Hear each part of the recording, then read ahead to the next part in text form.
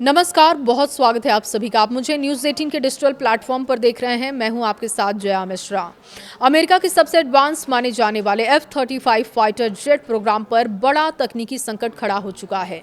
Report के मुताबिक इस साल के अंत में अमेरिकी सेना को मिलने वाली नए F-35 जेट बिना रडार के डिलीवर किए जाएंगे और इसका सीधा असर ये होगा कि ये जेट लड़ाई के लिए इस्तेमाल नहीं किए जा सकेंगे और सिर्फ ट्रेनिंग तक ये सीमित रहेंगे। ये खबर ऐसे समय में आई है जब हाल ही में ईरान अमेरिका के युद्ध में ईरान ने अमेरिकी F-35 को नुकसान पहुंचाने का दावा किया। F-35 बिना रडार के क्यों होंगे, अब ये भी जानिए।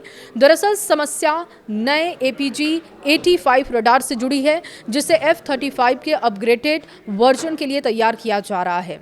ये रडार पुराने APG-81 से अलग डिजाइन के हैं, जिसके कारण जेट के अंदर की संरचना यानी कि ब्लैक हेड की बदल दिया गया है। लेकिन रडार की डेवलपमेंट और सर्टिफिकेशन को लेकर अभी भी काम चल रहा है और इसमें देरी की वजह से जेट पहले से तैयार हो रहे हैं, रडार बाद में तैयार किए जाएंगे। F-35 बिना रडार के किस काम आएंगे, अब ये भी समझिए। ऐसे में जिन जेट्स में नए रडार लगाना था उनमें फिलहाल बेलास्ट यानी कि वजन संतुलन के लिए खाली जगह भर दी जाएगी, जिसका मतलब ये होगा कि जेट उड़ तो सकेगा लेकिन उसके पास दुश्मन को ट्रैक करने या हमला करने की असली क्षमता नहीं होगी। अमेरिकी अधिकारियों के मुताबिक ऐसे जेट पूरी तरीके से हवा में अच्छे से उड़ सकेंगे, लेकिन उन्हें कॉम्बैट कोडेड नहीं माना जाएगा, यानी इन्हें युद्ध में नहीं भेजा जा सकेगा। इन्हें सिर्फ सीमित ट्रेनिंग के लिए इस्तेमाल किया जा सकता है।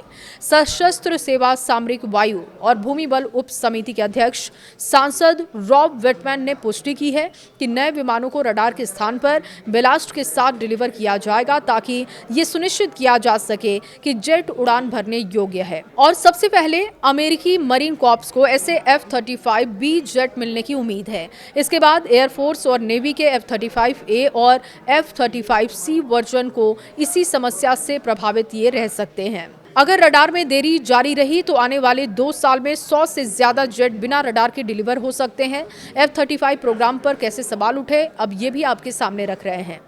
इस पूरी स्थिति में F-35 प्रोग्राम की योजना पर भी सवाल खड़े कर दिए गए हैं।